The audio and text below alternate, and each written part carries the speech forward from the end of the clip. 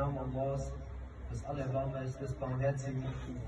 Wir haben uns heute hier versammelt, um Allah subhanahu wa ta'ala zu danken, dass er uns den Propheten Muhammad sallallahu alaihi wa sallam gesandt hat. Es gab viele Propheten auf der Welt, 124.000. Doch keiner war wie der Prophet Muhammad sallallahu alaihi wa sallam. Doch was zeichnet ihn aus? Was macht unseren Propheten Muhammad sallallahu alaihi wa sallam so besonders? Wenn man sich so anschaut, sieht man, dass viele Propheten viele Gemeinsamkeiten hatten mit dem Propheten Muhammad sallallahu alaihi wa sallam. Zum Beispiel die Grundmessage des Tawhids. Jeder Prophet hat den Tawhid gepredigt, den Glauben an einen Gott, einzigartig Allah. Und zum anderen wurden auch alle Propheten geprüft. Alle sind durch schwere Zeiten durchgegangen. Auch unser Prophet Muhammad sallallahu alaihi wa sallam. Jetzt schaut man sich weiter an, was denn jetzt besonders an unserem Prophet Muhammad sallallahu alaihi wa sallam? Es ist, dass unser Prophet der Letzte war. Khatamun Nabiyyin.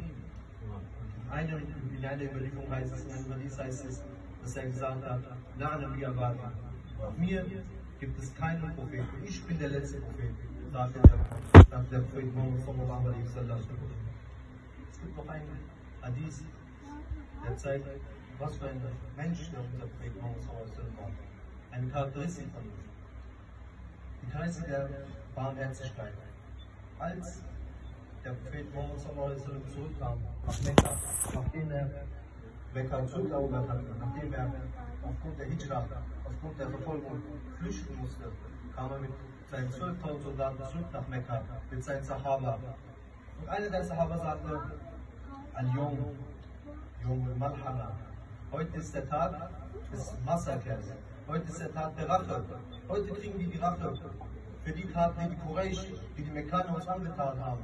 Die Verfolgung, mit den Sachen, die uns abgeworfen haben, mit den Sprüchen, die wir uns gegeben hatten. Heute werden wir uns rächen. Doch unser Prophet Muhammad sallallahu alaihi wa sallam, nein, ja, Al-Yawm, Yawm al-Marhama. Heute ist der Tag der Barmherzigkeit. Heute wird dem Menschen vergeben.